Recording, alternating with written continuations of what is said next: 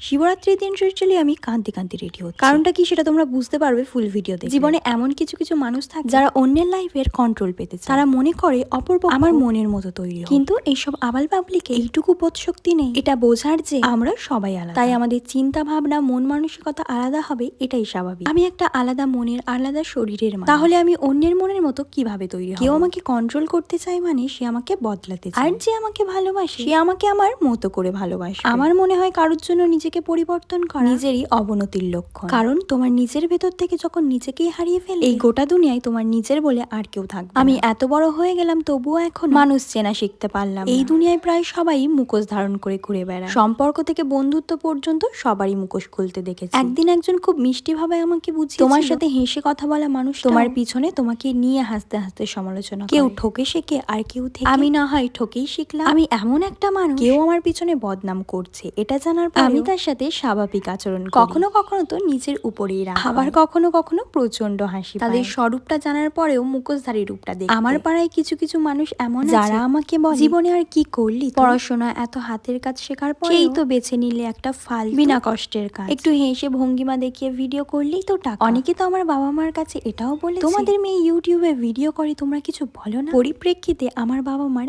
একটাই উত্তর থাকে, সে যদি সৎ পথে থেকে নিজের ভালো লাগার কাজটা তাহলে এতে ক্ষতি। যারা এই কন্টেন্ট ক্রিয়েটারের জার্নিতে একমাত্র তারাই বুঝবে ইউটিউবে সবাই টাকা ইনকাম করতে আসে। এটা আমার একটা ইমোশন যেটা সবার বোঝার ক্ষমতা নেই। আমি নিজেকে খুব ভাগ্যবতী মনে করি, কারণ এই জার্নিতে আমার বাবা মা আমাকে সাপোর্ট করে। এবার আজকের দিনেও যে আমি কেন কাঁদছিলাম সেটা তোমাদের সাথে শেয়ার করি। কিছু কিছু আবাল পাবলিকের ব্যবহারের রিয়াকশন আমি কখনোই দিই, সেই মুহূর্তে ভোলার চেষ্টা করি, তারপর ভুলেও যাই। কিন্তু কখনো কখনো এমনও হয় যে কোনো কারণ ছাড়াই আমার মনটা খারাপ হয়ে যায়। লিটারালি আমি কাঁদতে থাকি। বিভিন্ন মানুষের ব্যবহার মনে পড়ে, কিন্তু আমি সত্যি বুঝতে পারি না আমি কেন কাঁদছি। ছোট থেকে আমার সাথে এই ঘটনাটা ঘটে। আমি জানি না আর কার কার সাথে এমনটা। তবে যখন সাজতে বসলাম তখন আমার মনটা একেবারে ঠিক হয়ে যায়। বলতে পারো থেরাপির মতো কাজ করে। যেদিন থেকে জ্ঞান হয়েছে সজ্ঞানে আমি কারোর ক্ষতি করি আর না কারোর মন থেকে খারাপ চেয়েছি। ছোট থেকে আমি কখনো উপোস করি। আর আমাদের বাড়িতে তুমি মেয়ে মানে তোমাকে সমস্ত নিয়ম মানতে হবে, কিন্তু সেই বিধি নিয়মগুলো ছেলেদের উপর লাগু এমনটা কখনোই হয়। আমার মা মনে করে ছেলে মেয়ে দুজনেই সমান। তাই হয়তো আমাদের উন্নতি স্বয়ং ভগবান করছে। তোমাদের সাথে কথা বলতে বলতে আমি একেবারে তৈরি। শিবরাত্রি পার্ট 2 পরের ভিডিওতে আসছে।